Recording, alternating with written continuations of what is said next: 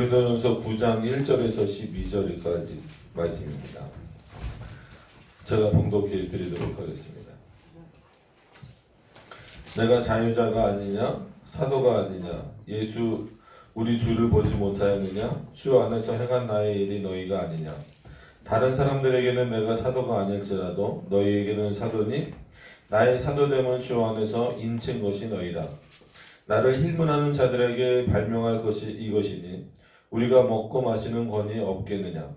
우리가 다른 사도들과 주의 형제들과 게바와 같이 자매된 아내를 데리고 다닐 권이 없겠느냐. 어찌 나와 바라바만 일하지 아니할 권이 없겠느냐. 누가 자비량하고 병정을 다니겠느냐. 누가 포도를 심고 그 실과를 먹지 않겠느냐. 누가 양떼를 기르고 그 양떼를 젖먹지 않겠느냐. 젖을 먹지 않겠느냐. 내가 사람의 예대로 이것을 말하느냐. 율법도 이것을 말하지 아니하느냐. 모세의 율법에 곡식을 받아 떠는 소에게 마음을 씌우지 말라 기록하였으니 하나님께서 어찌 소들을 위하여 염려하심이냐. 전혀 우리를 위하여 말씀하신 것이 아니냐. 과연 우리를 위하여 기록된 것이니 밥 가는 자는 소망을 가지고 갈며 곡식 떠는 자는 함께 얻을 소망을 가지고 떠는 것이라. 우리가 너희에게 신령한 것을 뿌렸은즉 너희의 육신의 것을 거두기로 과하다 하겠느냐. 다른 이들도 너희에게 이런 권을 가졌거든 하물며 우리일까 보냐. 그러나 우리가 이 권을 쓰지 아니하고 범사에 참는 것은 그리스도의 복음에 아무 장애가 없게 하려 함이로다. 아멘. 기도하도록 하겠습니다. 은혜가 풍성하신 하나님, 오늘도 하나님의 말씀을 함께 살펴보려고 합니다. 주께서도 오시고 인도하여 주셔서 우리의 연약함과 또 부족함과 인간의 한계로 말미암아 이 말씀의 그 깊이를 우리가 못 깨닫는 일이 없도록 늘 성령 하나님께서 지혜를 주시고 또 조명하여 주셔서 우리가 하나님의 말씀을 올바로 깨닫고 전하는 것이 얼마나 중요한 일인가를 꼭 늘 확인하며 우리 마음속에 새길 수 있는 그런 시간들이 되게 하여 주시옵소서. 예수님의 이름으로 기도드립니다. 아멘. 예.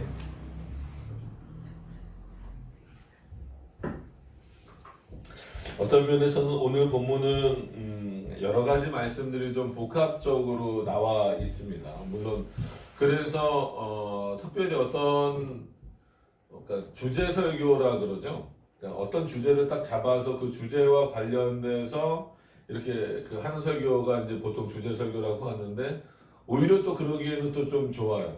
이제 그 자유와 관련된 부분에 대해서도 바울이 이제 8장의 내용과 이어서 마지막 부분하고 이제 칼빈도 연결을 시키는데 이제 그거죠. 그러므로 만일 식물이 내 형제로 실족케 하거든 나는 영원히 고기를 먹지 아니하여 내 형제를 실족지 않게 하리라. 이거는 바울이 어떤 그런 신앙적인 어떤 그런 다짐보다도 실제로 그렇게 하겠다라는 의미가 그 문자적으로도 담겨져 있는 의미거든요. 그래서 오늘 제가 제목을 정한 것처럼 왜 우리가 하나님이 우리에게 이렇게 자유롭게 하라고 주신 것에 제한을 둬야 하는가?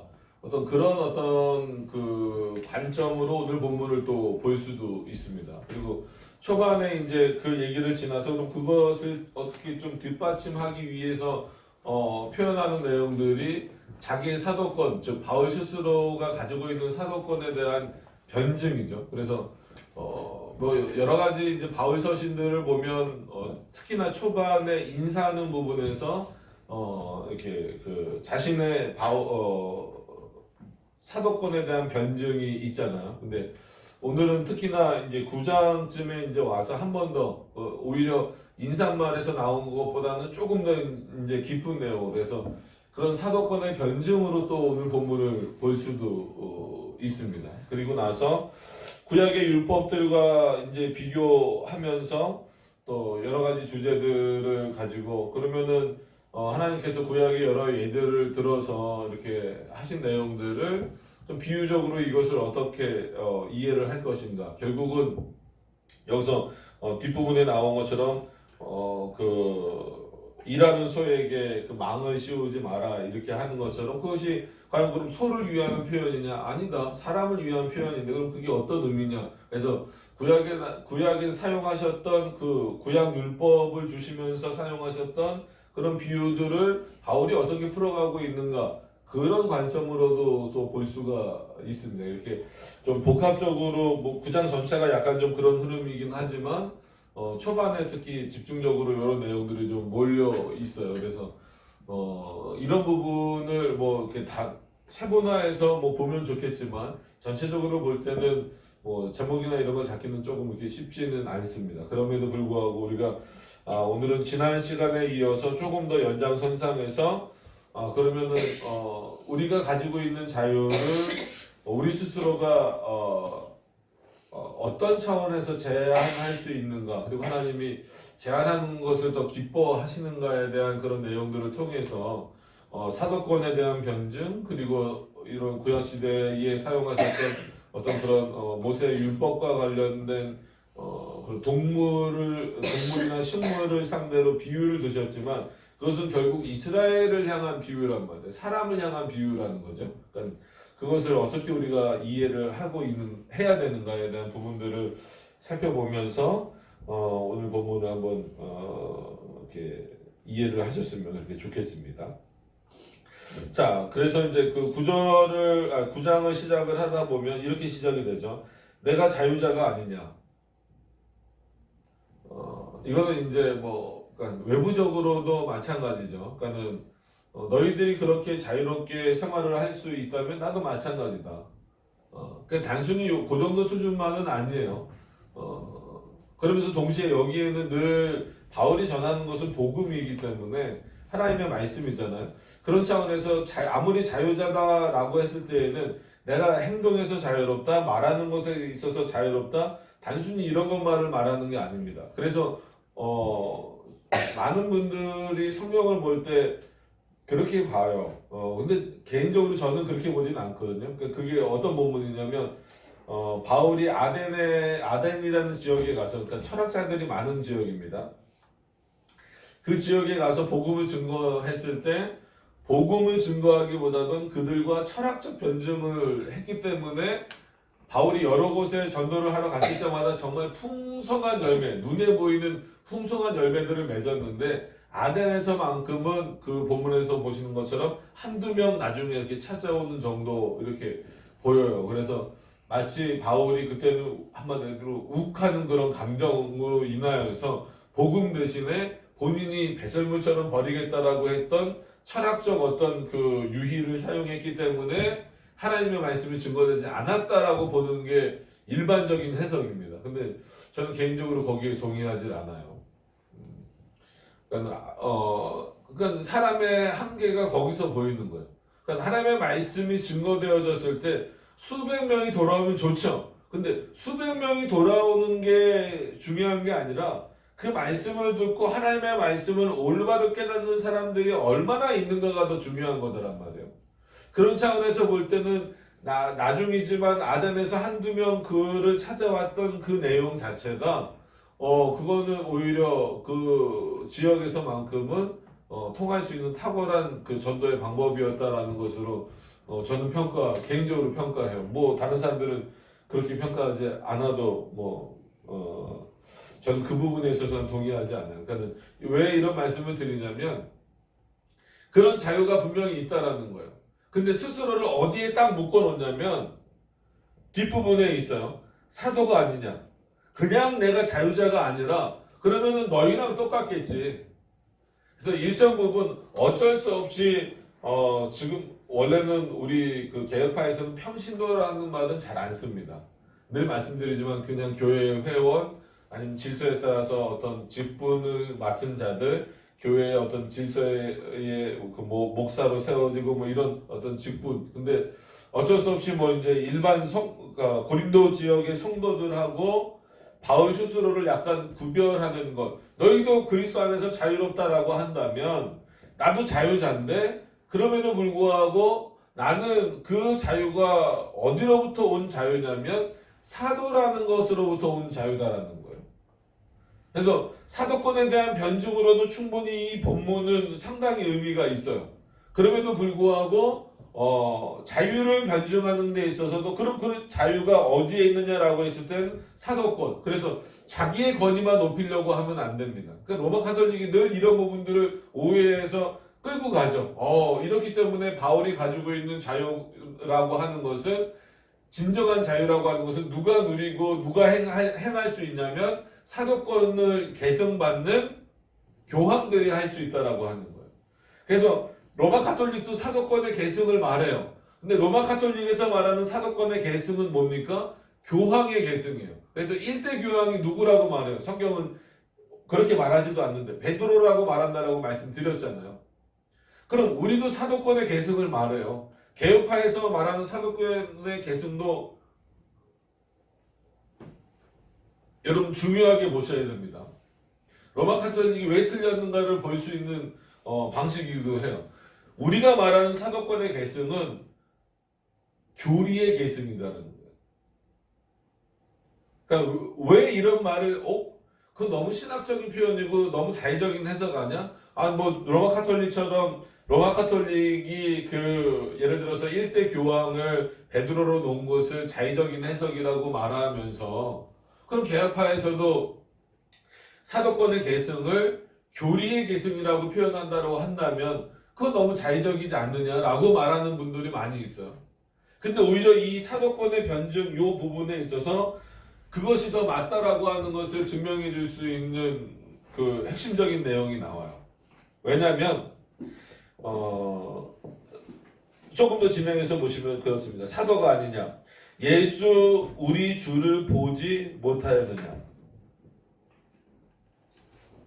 못 봤죠, 이 당시 사람들은. 그러니까 본 사람도 있고 못 본 사람도 있고.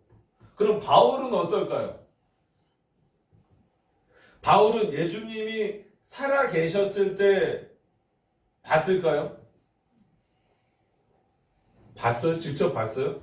그때 못 봤어요. 부활하신 이후에 부활체의 모습으로 그를 만나신 거예요. 담메색 도상에서 만나셨을 때 그 부활 사건 이후입니다.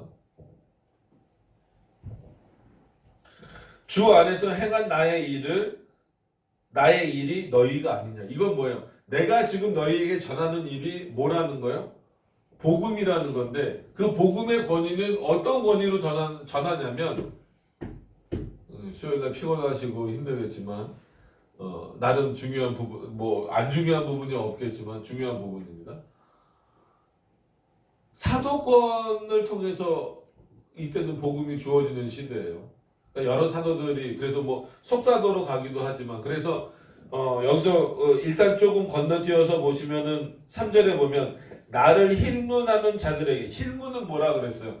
따지는 묻는 거예요. 그게 사실이냐 아니냐 진위 여부를 가리고자 하는 겁니다. 저를 보세요. 진위를 가리고자 하는 그런 문제를 보는 거예요. 그래서 늘 힐문하고자 하는 자들은 바울의 사도권에 의심을 품는 거예요. 그러면은 이 사람들이 바울이 이렇게 계속해서 나는 예수 그리스도를 통해서 이런 그 사도권을 위임받았다라고 하는 것에 대해서 표현을 할 때 그럼 어느 정도 받아들이면서 어떻게 하냐면 12명의 사도, 즉 예수님이 성육신 하셨을 때 그가는 인간의 한계가 얼마나 눈에 보여지는 것, 늘 말씀드리지만 과학적으로도 가시방석밖에 볼 수 없는 그 인간이 판단하는 그 수준이 얼마나 미천한가. 감히 이런 표현을 쓰고 싶어요. 왜냐하면 예수님이 우리 인간의 눈에 보일 때 사도라는 개념을 했을 때도 눈에 보일 때 12명을 택하셨잖아요. 가려주다가 이런 건 지금 그걸 다 말씀드릴 수는 없지만 근데 힐문하는 자들은 뭘 힐문하는 거예요? 이게 문제라는 거죠. 이 12명 예수님이 눈에 보이는 그러니까 사람들의 눈에 보이는 이런 눈이에요. 우리와 같은 눈에 보이는 예수님이 계실 때 12명 중에 너 바울이 없다라는 거예요. 아시겠죠? 그래서 첫 번째로 바울의 사도권을 완전히 부정하는 사람들이 있는 반면에 그래 너가 그렇다고 하니까 예수 그리스도를 만나서 예수 그리스도로부터 그 권위를 받았다라고 하니까 그래 사도권을 인정해 줄게. 근데 이 12명과 같이 줄 수는 없어.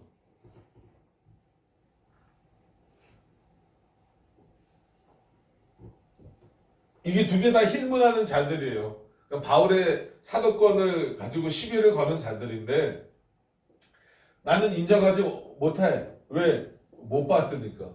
이때 없었으니까. 그래? 근데 이 사람들은 그래 너가 그리스도로 받았다라고 하니까 인정은 해줄게. 근데 이 사도권이 이 12명과 같을 수는 없어.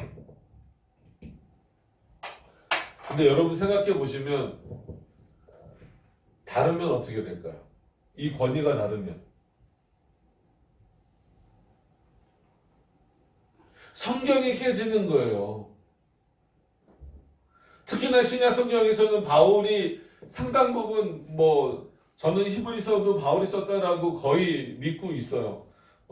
왜냐하면 칼빈이나 이런 사람들도 바울의 저작설에 대해서 확인할 수 없다 이 정도까지 나오지만 저는 개인적으로 히브리서는 바울이 썼다라고 믿는 사람 중에 한 명입니다. 그럼 히브리서까지 포함을 하면은 17권 정도 되는 거죠. 그러면 신약 성경이 27권인데 17권 16권을 썼다 그러면 거의 50% 이상을 쓴 건데.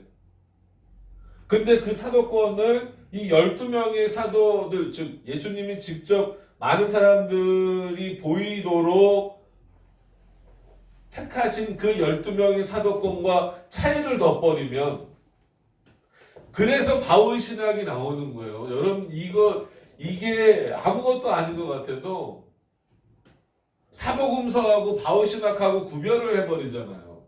성경 신학에서는. 그리고 자유주의 신학자들은 이게 결국은 사도권까지 올라가기 때문에 그러는 거예요.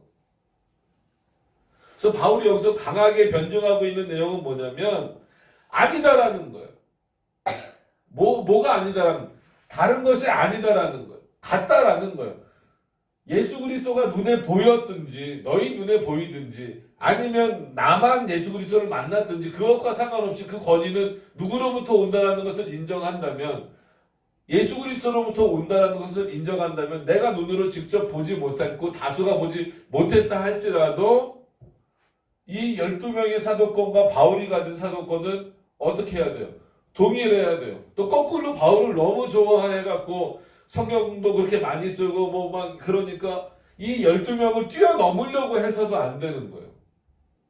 사도권은 똑같은 거예요. 이 12명이 받은 사도권이나 바울이 가진 사도권이랑 똑같아요. 그래서 사복음서의 내용보다 바울 서신이 더 뛰어나다라고 말하면 안 돼요. 한마디로 사복음서도 예수 그리스도의 복음이고 바울 서신도 예수 그리스도의 복음이에요.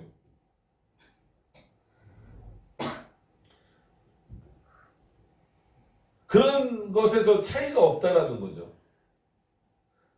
그런 차원에서 우리는 사도권의 계승이라고 말할 때 그것을 뭐라고 보는 거예요? 교리의 계승이다. 교리의 계승이라는 건 뭐예요? 교리라고 하는 것은 말씀하신 자가 한 분이라는 거예요. 그러니까 말한 사람이 여러 명이죠. 여러 제자들이 있고 바울까지 포함하면 이 사도들이 많지만 그 사도들이 공이 똑같이 말하는 내용들이 그러니까 그 사도들이 말하는 내용들이 각각 다른 것처럼 보이지만 달라요, 같아요? 같을 수밖에 없죠. 달라져 버리면 이 성경을 가지고 있을 이유가 없다니까요.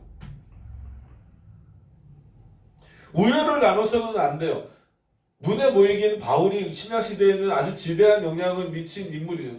맞아요. 그걸 부정하고 싶진 않아요. 그럼에도 불구하고 예를 들어서 여기는 이제 게바니까 베드로입니다. 베드로와 비교하는 내용이 나오지만 베드로랑 비교했다는 것은 벌써 뭐예요? 거기는 12명의 사도를 포함하고 있다라고 여러분들이 봐야 돼요. 뒤를 쳐다보지 말고 저를 쳐다보세요. 왜냐하면 나는 베드로가 어떤 제자로 알려져 있어요? 수석 제자로 알려져 있잖아요. 그러니까 제자의 개념보다도 사도권으로 봤을 때에는 그렇기 때문에 베드로가 전한 복음이나 바울이 전한 복음이나 같아요, 달라요? 같아요. 내용이나 그 권위 면에서 똑같아요. 그럼 마태가 전한 복음이나 바울이 전한 복음이나 같아요, 달라요? 같다라는 거예요. 오늘은 계속 그 얘기를 하고 있는 거예요. 너희들이 내 말을 어떻게 들을지 모르지만 내가 가지고 있는 이 자유는 그리스도인의 자유다. 당연한 거예요. 그거는 누구도 가져라는 거예요. 고린도 교회 너희들도 가져라는 거예요. 그럼에도 불구하고 내가 그런 자유를 가져라고 전할 수 있는 그 권위는 그리스도가 나에게 부여하신 사도권이 있기 때문이다라는 거예요. 너희가 안 믿어도 때로는 힐문하는 사람이 있어도 왜냐면 지금 교회 다니는 분들한테 물어봐도 열두 사도하고 바울하고 누가 더 뛰어납니까? 이 유도신문에 하면 전부 다 걸려요. 바울이 더 훌륭한 것 같은데요. 그러면 또 뻔한 이유가 나와요. 뭐요? 성경 많이 썼죠. 전도 여행을 3차까지 다녔죠. 근데 12명의 제자는 그 초반에 사복음서 말고는 거의 안 나오잖아요. 성경에 기록이 안 돼 있을 뿐이지 마태나 마가나 누가나 전부 다 그리스도가 명령하신 일을 직접 해가는 거예요. 이 사도권에 있어서 차이를 두어버리면 큰일 납니다. 근데 많은 사람들이 차이를 자꾸 둬버려요. 그래서 희망의 신학이라고 하는 이건 자유주의 신학입니다. 물투만이라고 하는 사람은요, 심지어 뭐라고까지 말하냐면 성경의 제1저자, 그러니까 성경의 1차 해석자가 바울이다 이거예요.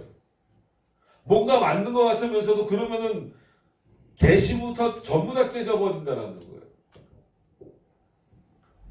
지금 바울은 그게 아니라는 거예요. 2절로 다시 돌아와서 보시면 다른 사람들에게는 내가 사도가 아닐지라도 이 표현을 왜 쓸까요? 하도 그 사도권에 대해서 늘 공격을 받으니까 그럼 최소한 세상 사람들이 즉 그리스도인들이 아닌 사람들이 여기서 말하는 건 참된 그리스도인이 아닌 사람들이 나를 사도라고 아니라 할지라도 너희에게는 사도다. 내가 또 반대로 어떤 의미로는 너희조차도 나를 사도로 인정하지 않는다 할지라도 나는 너희에게 어떤 권위로 지금 말하고 있다? 사도의 권위로 말하고 있다. 어떤 사도? 이 12명의 사도가 가졌던 그 권위, 그리스도가 부여하신 그 권위로 나는 말하고 있다. 내가 그 안에서 자유를 누리고 있다라고 하는 거예요. 그럼에도 불구하고 그래서 그 안에서 많은 자유를 누릴 수 있음에도 불구하고 사도로서 복음을 전하는 자로서 많은 자유를 누릴 수 있음에도 불구하고 나는 8장 13절에 말한 것처럼 연약한 사람들을 위해서는 고기를 먹지 않겠다라고 하는 이것도 내가 다짐하겠다라는 거죠. 그래서 바울 서신이 깊이가 있는 거예요. 제가 말씀을 전할 때 바울 서신이 참 깊이가 있습니다. 이런 말을 자칫 오해하셔서 마치 다른 복음서들보다 다른 사도들보다 더 뛰어나구나라고 오해하시면 안 된다는 말을 꼭 전하고 싶어요. 꼭 기억을 하셨으면 좋겠습니다. 그래서 너희에게는 사도니 나의 사도됨을 주 안에서 인친 것이 너희다. 너희가 나의 사도됨을 보여줘야 된다. 이 말은 뭐예요? 바울 나의 말을 듣고 너희가 그대로 하나님 앞에서 살아내는 것, 그리스도의 뜻대로 살아내고 그리스도인답게 살아나가는 것 자체가 내가 사도인 것을 너희 스스로가 증명해 보여주는 것이고 인침받는 어떤 그런 모습으로 보여주는 거다라는 거예요. 나는 그 일을 위해서 나를 힐문하는 자들이 있다 할지라도 내가 사도로 인정을 받지 못한다 할지라도 나는 어떻게 하겠다? 그리스도가 주신 사도의 권위로 너에게 전하겠다 이거예요. 그렇기 때문에 나는 자유롭다라는 거예요. 그래서 그런 부분들을 그 바울 서신과 다 연결시켜 보면 연결이 되는 거예요. 그가 옥에 갇혔을 때도 나는 자유롭다라고 말하는 게 항상 기쁘고 즐겁고 범사에 감사할 수 있다라고 하는 이유가 뭐냐면 그 환경 때문이 아니라 그리스도 안에서 그가 사도됨의 자유함을 누리고 있기 때문에 그런 거예요. 지금 그 내용을 전하고 있는데 여전히 고린도 사람들은 잘 못 알아듣는 거죠. 지금도 어떤 차원에서는 좀 마찬가지입니다. 그러니까 계속해서 바울에 대해서 논쟁이 일어나잖아요. 바울의 세 관점은 뭐 요즘에만 그렇게 뭐 이렇게 문제가 되는 건 아니었어요. 예전부터 나왔던 문제들이 그 시대마다 꼭 한 번씩은 튀어나오는 문제들이에요.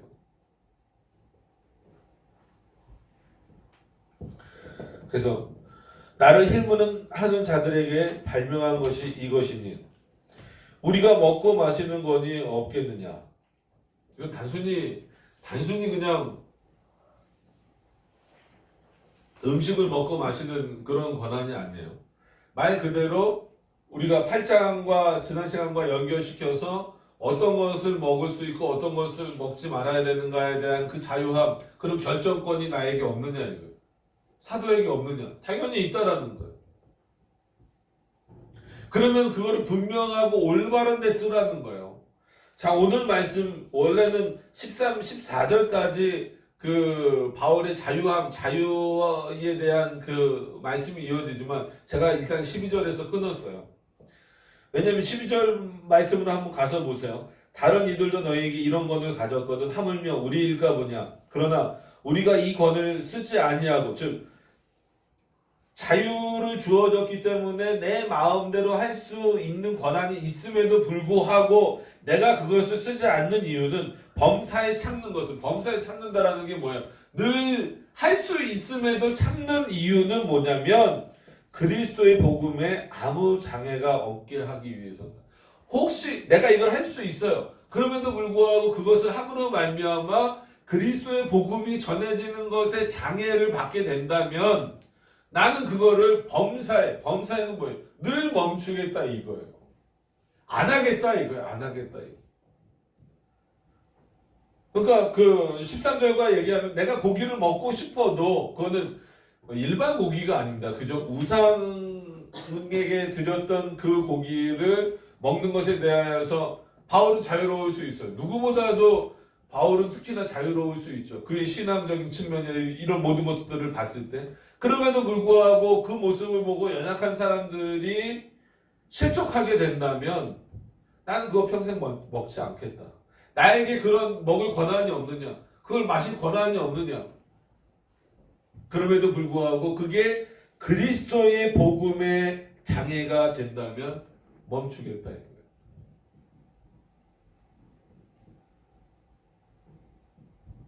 반대로 이렇게 멈추면서 오는 자유함을 너희가 느낄 수 있는. 그래서 진리가 너희를 자유케 하리라. 이게 꼭 그 본문하고 연결될 수는 없지만 굳이 연결시켜 보면 정말 그 진리를 제대로 이해하는 자는 그 안에서 누릴 수 있는 자유가 어떤 것인지 본질적으로 어떤 것인지를 분명히 아는 자구나.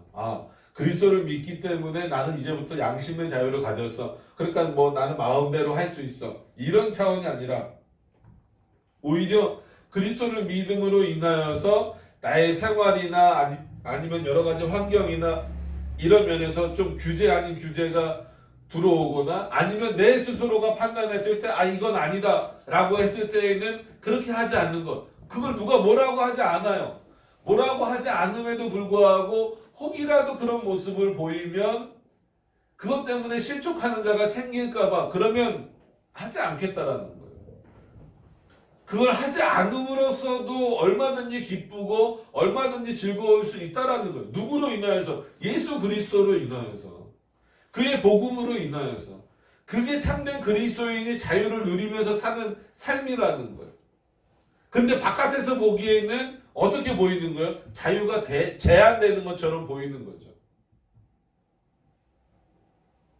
근데 지금 그리스도인들은 범사의 그 그리스도의 복음에 해가 될까봐 여러분들의 자유를 제한하는 게 있나요?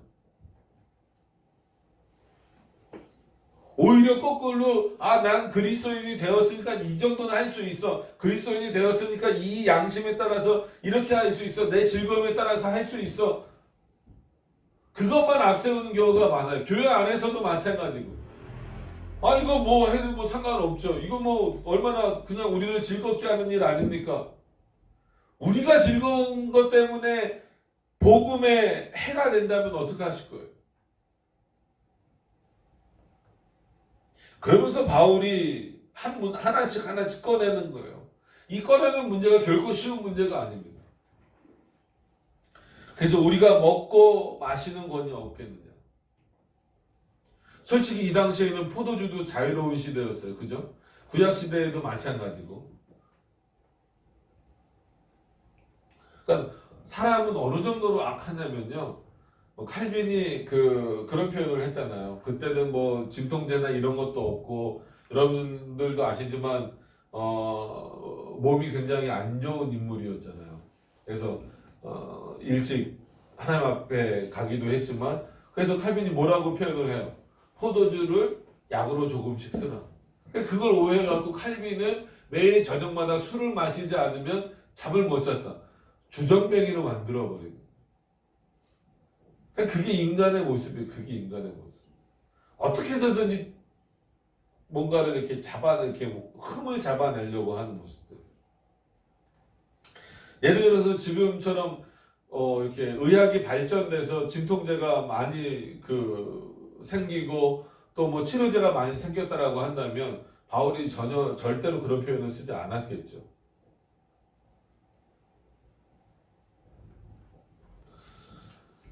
너무 많은 내용들을 말합니다. 솔직한 얘기로 오늘.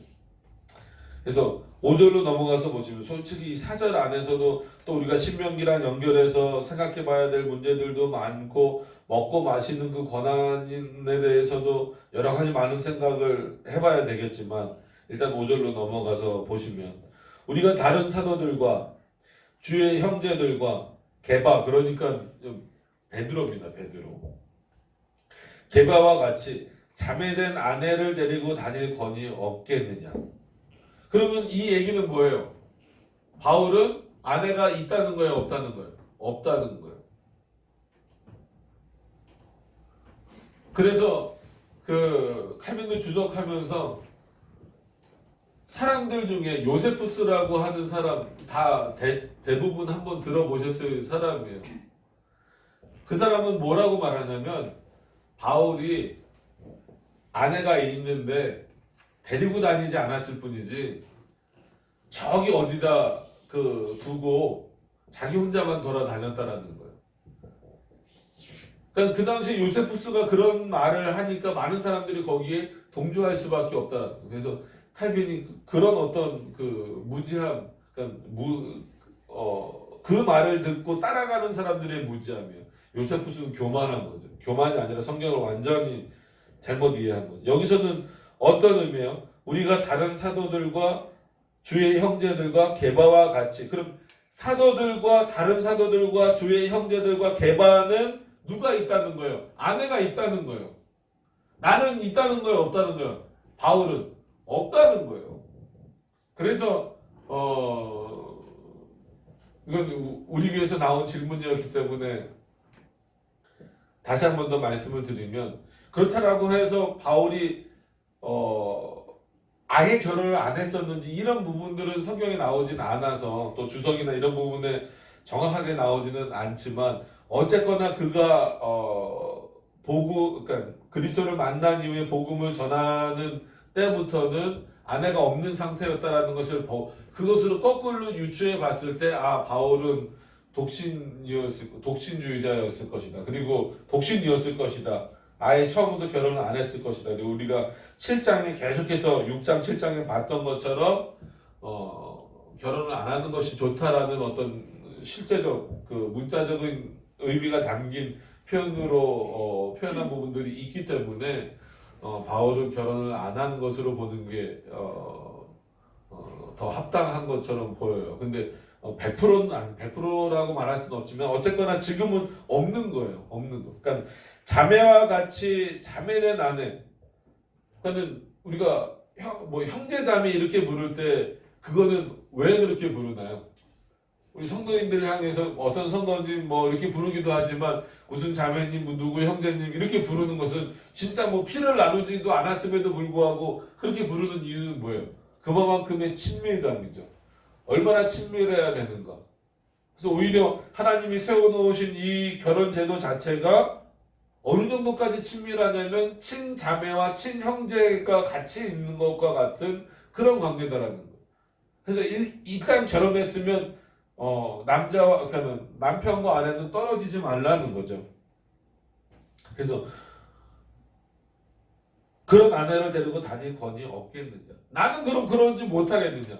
나라고 해서 지금 결혼하지 말란 얘기가 결혼할 자유가 없느냐? 있다는 거죠. 그럼에도 불구하고 본인은 하나님이 주신 은사로 어떻게 보면 그럴 때 은사를 적용하는 거죠. 은사로 말미암아 독신의 삶을 살겠다. 복음에 거치는 것이 되지 않기 위하여서 그거 오해하지 마세요. 이 나머지 그러면 이 사도들이나 특히나 베드로 같은 경우는 아내 때문에 거치는 것이 되느냐? 일정 부분 그럴 수도 있다라고 바울은 표현하기도 하지만 그거를 전체적으로 그렇게 잘못 또 오해하시면 안 됩니다. 그럼 하나님께서 바울에게 특별히 그렇게 주신 거예요. 그럼에도 불구하고 자유라는 측면에서 볼 때 내가 아내를 구할 수 있는 자유가 없느냐? 있다. 그럼에도 불구하고 나는 하지 않는다라는 거죠. 이것은 바울의 자기의 우월성을 드러내려고 하는 게 아니에요. 자기 스스로가 자기에게 주어진 자유를 제한하는 거예요. 뭐 때문에? 그리스도의 복음을 더 잘 증거하기 위해서. 다른 사람을 절대 결혼한 사람을 비난하는 게 아니라는 것을 말씀드리면서 넘어갑니다. 그러니까 이런 부분들을 생각해 보면 지금 바울이 고린도 교회에게 전하고자 하는 이유가 분명한 거예요. 고린도 교인들은 지금 뭘 막 누리고 싶어 해요. 늘 많은 문물들을 접하고 또 이런 경제나 이런 것들이 활발하게 이루어지는 도시에 살기 때문에 정말 자기가 누리고 싶은 자유, 그게 조금 넘어가면 향락으로 넘어가는 거고 음행으로 넘어가는 거고 그 자유가 절제되지 못했을 때에는 진짜 말 그대로 내가 좋아하고 내가 기뻐하고 내가 즐거워하는 일로 넘어가기 쉽기 때문에 오히려 고린도 교회를 향하여서는 조금 더 강하게 바울이 표현하는 거예요. 그 자유를 누리지 말아라. 어떤 차원에서는 제한해라. 나도 이렇게 하지 않느냐? 너희가 볼 때 나는 누구냐? 사도지 않느냐? 만약에 너희가 인정하지 않는다 그래도 난 사도다. 이런 같은 권위를 가지고 있는 사도다. 그래서 내가 누구 말을 전하겠느냐? 그리스도의 말씀을 전하겠지. 그렇게 말씀을 전하는 데 있어서 나도 내가 누릴 수 있는 이런 자유가 있다. 먹고 마실 수 있는 자유와 아내를 취할 수 있는 자유가 있음에도 불구하고 나는 안 하겠다 이거예요. 왜? 뭘 더 열심히 하기 위해서? 복음 전파하는 일을 열심히 하기 위해서. 그래서 어떤 의미에서 솔직한 얘기로 시간이 왜 이렇게 빨리 가나? 저만 빨리 가는 거예요. 어떤 의미에서 바울이 3차 전도 여행을 떠날 때 만약에 표현이 좀 오해가 된다면 용서하고 들으시길 바랍니다. 아내가 있다면 3차 여행까지 그리고 자녀가 있었다면 3차 여행까지 그렇게 쉽게 가기 힘들었을 거예요. 왜냐면 지금도 그렇지만 어쨌거나 가장의 역할을 해야 되는데 가장이 한마디로 돈을 벌어서 아내나 자녀들을 이렇게 먹여 살리는 게 아니라 그저 그냥 전도 여행 한번 가면 크루즈 여행 다녀오는 게 아니잖아요. 늘 말씀드리지만 바울이 얼마나 힘들게 했는가라고 하는 것을 생각해 보면 이건 김은규 교수님의 표현인데 성경의 블랭크를 잘 봐라. 블랭크가 뭐예요? 괄호잖아요. 괄호. 그러니까 괄호가 아니라 어떤 괄호. 그러니까 그게 어떤 의미냐면 바울이 어느 지역으로 가다. 그러니까 우리는 생각해보면 뭐 바울이 여기서 뭐 어디로 가다 그러면 마치 뭐 동함에서 100분 정도 걸어가는 이 정도 생각한다라는 거예요. 근데 보통 그 우리가 지도를 펼쳐놓고 그 지역을 이렇게 딱딱 집어보면 굉장히 먼 거리입니다. 그럼 그게 블랭크라는 거예요. 어떻게 갔는지에 대해서는 물론 나와 있는 장면도 있지만 나와 있지 않는 부분들이 많아요. 그냥 가라는 거예요. 그럼 바울은 거기 갔다는 거예요. 그랬을 때 그 주로 예로 들으셨던 게 우리가 부산을 갈 때 가는 방법이 많지만 그럼 지금은 못 타고 가겠어요. 부산 가면은 KTX나 비행기나 아니면 뭐 자가용을 가져가더라도 그렇게 뭔가 좀 빨리 갈 수 있는 걸로 가겠죠. 근데 이 당시만 하더라도 이 바울 당시만 하더라도 어디를 가다라고 했을 때에는 어떤 의미예요? 대부분 아무리 빠른 거를 해봤자 뭐 타는 거예요? 말 타는 거 정도죠. 아니면 뭐 수레 타고 가는 거. 수레는 근데 보통 또 죄인들이 타는 거였으니까. 대부분 뭐 하는 거예요? 그냥 걷는 거예요, 걷는 거. 바울에게 있어서는 그것조차도 어떤 거예요? 사도권으로 주어진 복음을 전하기 위해서 그 길을 기꺼이 가는 거예요. 가다가 말을 탈 수도 있고 심지어 도적대를 만날 수 있는 위험이 있어서 가지 말라고 옆에서 말리기도 하잖아요. 그럼에도 불구하고 바울은 간단 말이에요. 그것에 대해서는 오히려 성경이 냉정하리만큼 표현하지 않아요. 일명 블랭크 처리를 해버리는 거예요. 근데 그거를 볼 수 있는 사람들이 몇 명이냐 있다는 거예요, 지금. 과연 저와 여러분들에게 바울과 같이 하나님께서 가라고 요구하신다면 그 블랭크 안에 들어갈 수 있는 수많은 변수들을 어떻게 감당할 거냐 이거예요.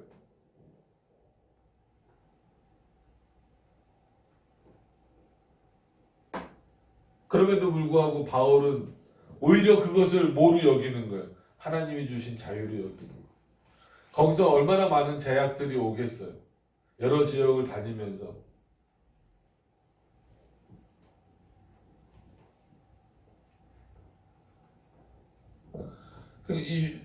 결코 쉬운 일이 아닙니다. 6절로 넘어가서 보시면 어찌 나와 바나바만 일하지 아니할 권이 없겠느냐. 바울이 주로 이제 바나바랑 일을 많이 했으니까 나는 다른 사람이랑은 일 못하냐. 아니면 반대로 우리는 쉴 권한이 없느냐. 근데 그는 옥에서조차도 일하잖아요. 그래서 다들 좋아하시는 본문이고 하지만 그 의미를 이런 식으로 살펴보면 항상 기뻐하라, 범사에 감사하라, 쉬지 말고 기도하라. 이거는요. 그런 차원에서는 참 바울이 훌륭한 인물인 것 같아요. 그 신앙을 본받는다라는 것은 결코 쉬운 문제가 아니에요. 그래서 뭐 언젠가도 말씀드렸지만 뭐 꼭 감사원금 드릴 때 뭘 써야 되는 건 아니에요. 그래서 차라리 그냥 뭐 드리든지 아니면 근데 쉽게 범사에 감사합니다라고 쓰지 말라고. 그거는 바울이 그렇게 그냥 쓸 말이 없어서 뭐라고 쓰지. 해서 이 정도로 해서 쓸 수 있는 표현이 아니다라고 여러 번 말씀을 뭐 우리 교회에서뿐만 아니라 제가 부교육자로 있을 때에도 뭐 작년부 설교나 아니면 청년부 설교나 그럴 때 수도 없이 그런 얘기를 했어요. 절대 바울이 범사에 감사라는 표현 자체를 여러분들이 바울의 삶의 내용을 놓고 그 문장을 이해해 보면 그거는 함부로 할 수 있는 표현이 아니에요. 단순히 옥에 갇혀서 그 표현을 썼기 때문에 훌륭하다 이 정도가 아닙니다.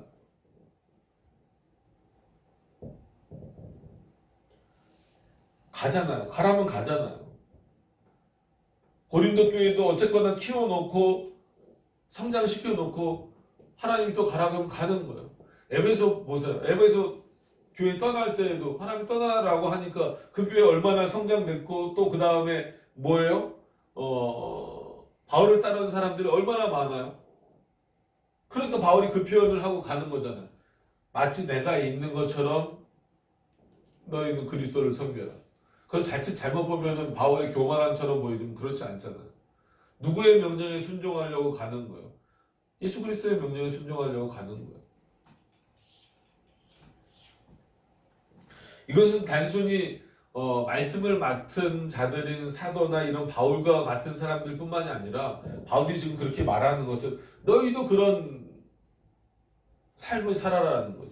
오히려 너희가 마음껏 할 수 있는 것을 제한함으로 인하여서 스스로 누가 시켜서 제한하는 것보다도 스스로 제한함으로 인하여서 그것이 복음의 덕이 된다면 복음을 전하는데 더 도움이 되는 일이라면 너희의 자유를 제한하라 이거예요. 왜냐하면 아무리 너희가 자유롭게 할 수 있는 일이라도 거꾸로 그것이 그리스도의 복음을 전하는데 방해가 된다면 범사에 멈추라는 거예요. 오늘 그래서 제가 12절에서 끊었어요. 그래서 일단은 12절까지 가야 될 것 같아서 참 요 한 절 한 절을 여러분 뭐 나머지 부분도 마찬가지지만 여러분들 한번 묵상해 보시기를 바랍니다. 바울이 어땠을까? 그러니까 바울에게만 너무 초점을 맞추신다라기보다도 하나님이 바울을 이렇게 쓰시는구나라고 하는 것들을 좀 여러분들이 이해하셨으면 좋겠어요. 이제 7절입니다. 이 부분도 상당히 좀 어렵죠. 누가 자비량하고 병정을 다니겠느냐? 어떤 면에서는 교회가 목회자들의 삶을 책임지는 것은 당연한 거예요.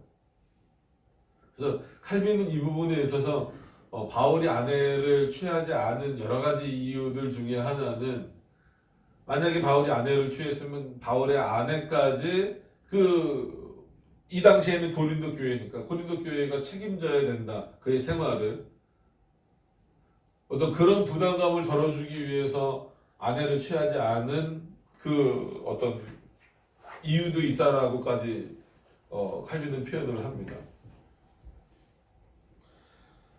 그러니까 자비량 그게 쉬운 게 아니에요, 그죠? 교단 헌법에는 그러니까 예를 들어서 우리 대신교단 헌법에도 이중직이 금지되어 있어요. 그래서 근데 교회가 작으면 작은 대로 어길 수밖에 없고 저도 열심히 운전하잖아. 안 그러면은 생계 유지가 어려워. 또 교회가 크면 클수록 이 권력용 때문에 못 넣는 거예요. 예를 들면 그러니까 이거 이중직은 한번 생각해 봐야 될 문제긴 하지만 그거죠. 한 교회 담임 목사가 우리나라 교단 헌법을 말하는 겁니다. 특히나 이제 대신교단이나 합신이나 어디에요? 합동은 거의 똑같으니까. 교회 목사가 그러니까 담임 목사가 되면 학교 교수를 못 해요. 정교수를 못 한다는 거예요. 강의는 가서 할 수 있는데 강사나 아니면 이런 거 강의는 할 수 그런 차원에서 강의는 할 수 있는데 정교수는 못 되는 거예요. 만약에 정교수가 되면 담임 목사 자리를 내려놔야 되는 거예요. 근데 희한하게 오히려 교회가 중형 교회 정도 되면 학교에서 막 그런 거 요구하고 그러거든요. 근데 총신도 맨날 저는 총신도 다니니까 총신도 그 사태 벌어지는 거 뭐예요? 목사님들 권력이에요, 권력. 원래 총장을 하려면 담임 목사님 내려놔야 되거든요. 근데 어떤 목사님, 제가 다닐 때도 어떤 목사님은 그렇게 말해요. 총신에 있는 목사님, 합동층 목사님이. 내가 다 해봤는데 그걸 자유라고 생각할 수도 있어요. 그분 내가 총회장도 해보고 노회장도 해보고 한마디로 담임 목사도 해보고 다 해봤는데 뭐만 못 해봤다? 대학교 총장만 못 해봤다. 총신대학교 총장만 못 해봤다 이거예요. 그러니까 내 한마디로 경력에 이 총신대 총장이란 거 하나만 박아 넣으면 야 이거 정말 좋을 것 같은데 그럼 법을 바꿔서 결국은 했어요. 그러니까 이게 하나님 앞에서 무슨 의미가 있을까? 그것 때문에 정말 학교가 어려워지고 수많은 학생들이 상처를 입고 교수들도 서로 편이 갈려서 복음의 편에 서는 것보다도 그냥 편이 갈려서 싸우는 그런 모습도 그럼 뭐 우리 대신은 안 그래? 대신은 이 교단 찢어지는 거 보세요. 성도들에게 정말 부끄럽습니다. 부끄러워.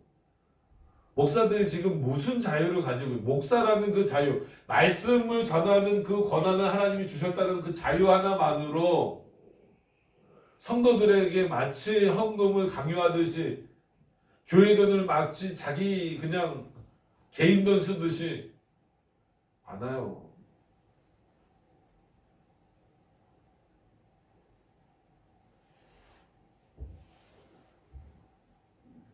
근데 바울은 어떤 의미에서 보면 스스로 자비량을 실천하잖아요. 근데 이거는 비유여서 누가 자비량하고 병정을 다니겠느냐. 그러니까 이제 군대를 비유를 하는 거예요. 군대는 말 그대로 그 나라나 이런 국가에서 통합적으로 주잖아요. 이렇게 먹고 사는 것부터 해갖고 무기부터 다 주잖아요. 주는데도 불구하고 내가 개인적으로 뭐 군대에다가 뭐 한마디로 뭘 기부를 했던 뭘 했다고 해서 내가 병정을 개인적으로 가지고 다닐 수 있느냐. 그런 예를 드는 겁니다. 그거를 지금 다 오늘 설명드릴 수는 없을 것 같아요. 이거를 2번 설교하지 않는 이상 이 본문을. 누가 포도를 심고 그 실과를 먹지 않겠느냐. 여러분 농부가 이런 자유가 없으면 누가 농사하겠느냐 이거예요. 이건 당연한 거다라는 거죠. 그죠? 농사를 짓는 이유가 뭐예요? 뭐 이제 여기 연세 드신 분들 중에서는 예전에 농사에 뒀거나 그렇게 하신 분들 많이 계실 텐데 농사하는 이유가 뭐예요? 열매 얻으려고 하는 거죠. 열매. 그거 먹는 거 내 자유잖아요. 그죠?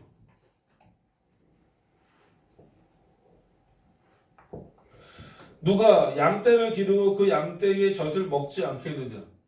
당연한 거죠. 이거는 그 당시에는 식량과 같은 건데요. 그죠? 단순히 우유 먹는 개념이 아니잖아요.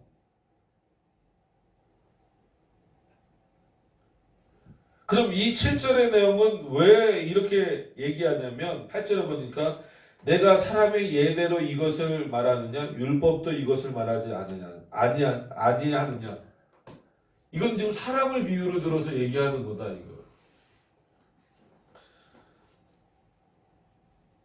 9절에 모세의 율법에 곡식을 밟아 떠는 소에게 망을 씌우지 말라. 왜냐하면 떨어진 거 먹을까봐 그 소에게 채우지 말라는 거예요. 기록하였으니 하나님께서 어찌 이게 소들을 위한 예겠느냐 이거예요. 소를 비유로 들어서 드신 예지. 결국 누구에 대한 예야? 사람에 대한 예다라는 거예요. 10절에 전혀 우리를 위하여 말씀하심이 아니냐. 여기 성경 한글 번역에서는 약간 좀 전혀 이렇게 부정문처럼 쓰여져 보이지만 오히려 그 헬라어 본문이나 이런 데 보면 강조문입니다. 근데 이게 한글로 번역하다 보니까 약간씩 좀 이런 문제들이 생겨요. 그래서 한글 어법이 좀 안 맞는 것 같죠. 전혀 우리를 위하여 말씀하심이 아니냐. 과연 우리를 위하여 기록된 것이니 밥 가는 자는 소망을 가지고 갈며. 이 소망이 없으면 밥 갈 이유가 없죠. 그렇게 한마디로 진짜 죽어라 열심히 일하는 이유가 뭐예요? 밭을 갈아서 거기서 얻어내야 되잖아요.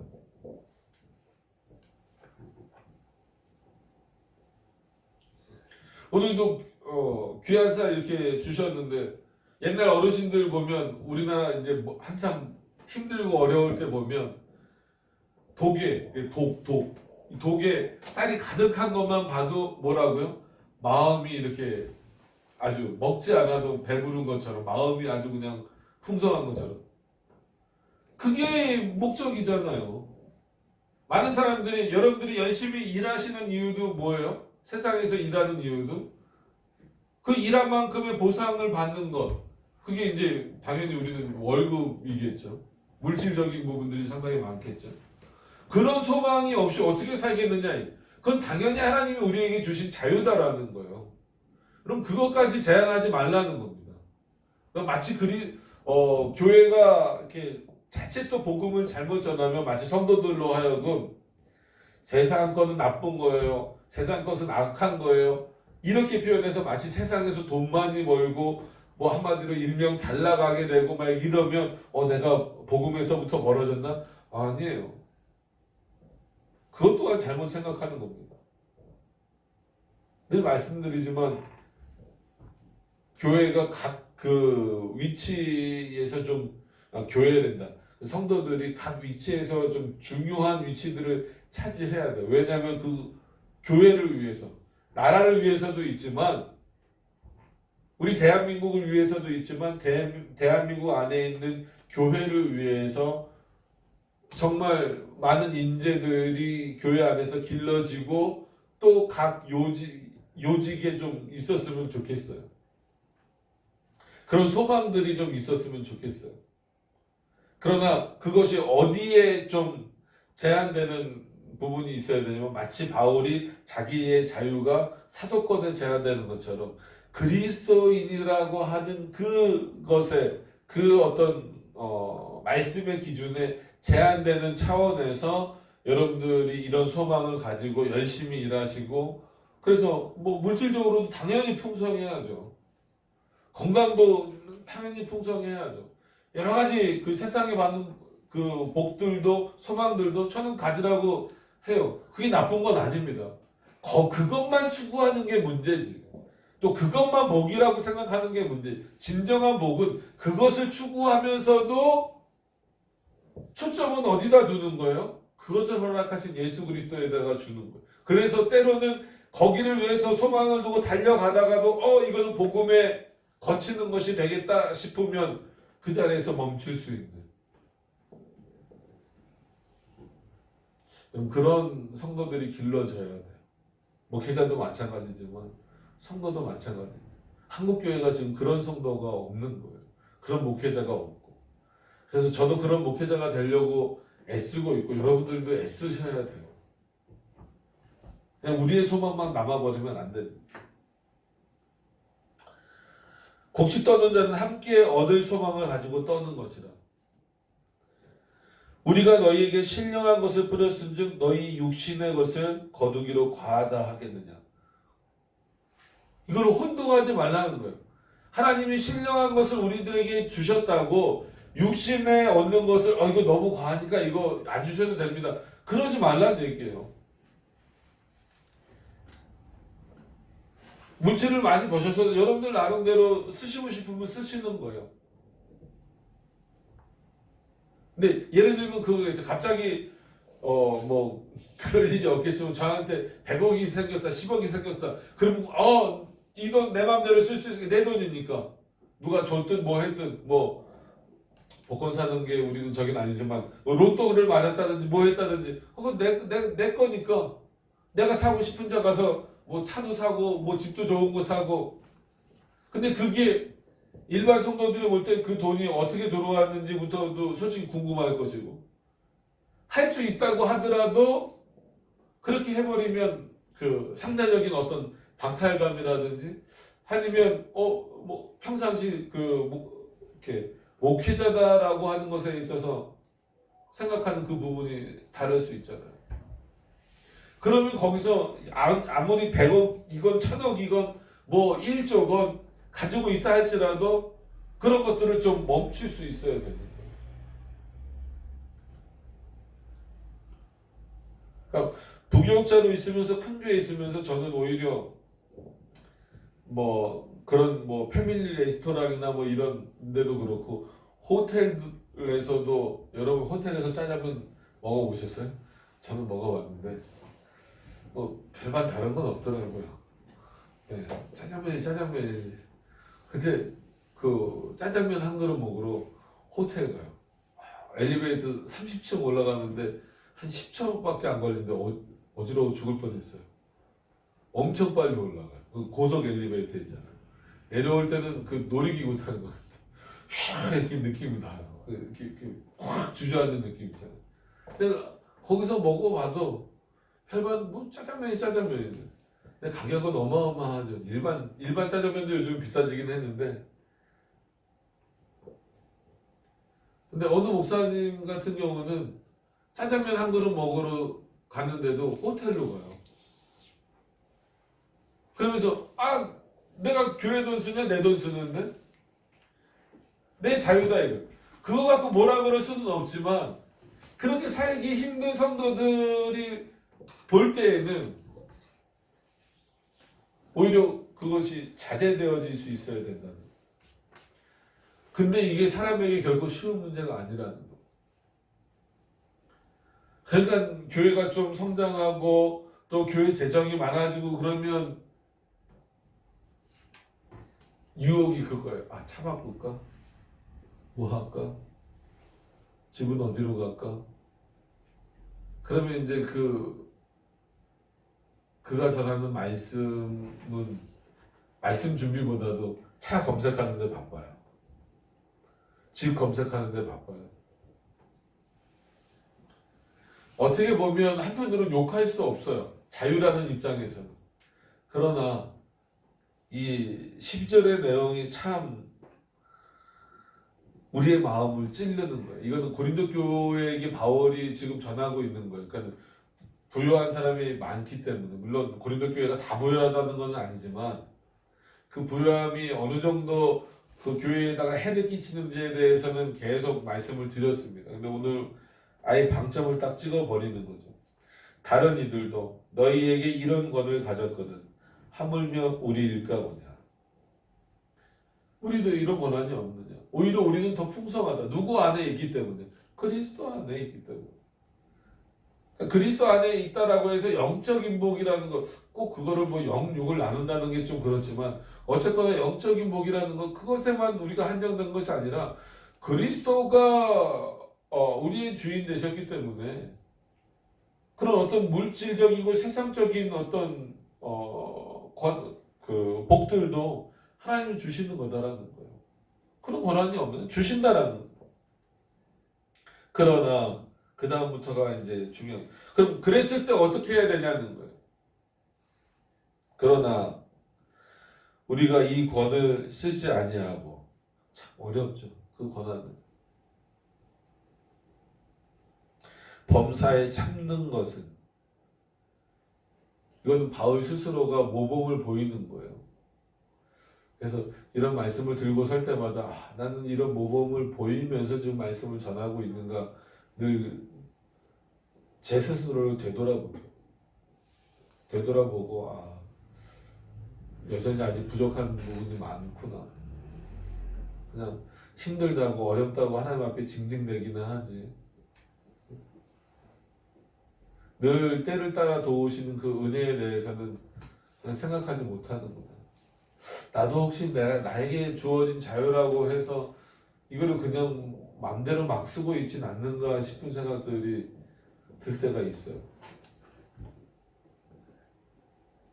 그러나 우리가 이 권을 쓰지 아니하고 범사에 참는 것은 그리스도의 복음에 아무 장애가 없게 하려 함이로다.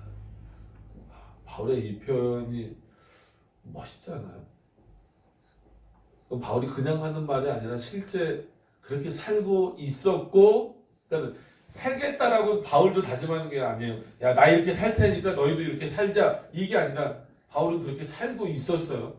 내가 이렇게 왔는데 내가 내 스스로가 본이 돼서 너희들도 내 본을 보고 그렇게 배웠으면 좋겠다. 이건 교만함이 아닙니다. 어떻게 보면 실제 모델을 스스로가 보여주는 거예요. 모범을 보여주는 거예요. 그래서 그렇게 좀 성도들에게 모범을 보여주는 목사가 돼야 되는데 늘 이런 말씀을 보면 고민거리면서 부끄럽죠.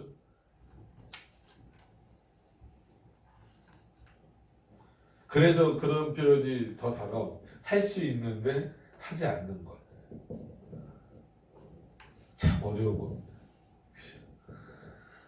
여러분 이런 차원에서 물론 뭐 저희가 제목 설교를 하는 건 아니지만 오늘 제목을 이렇게 보시면 자유의 제한을 두는 이유 뭘까요?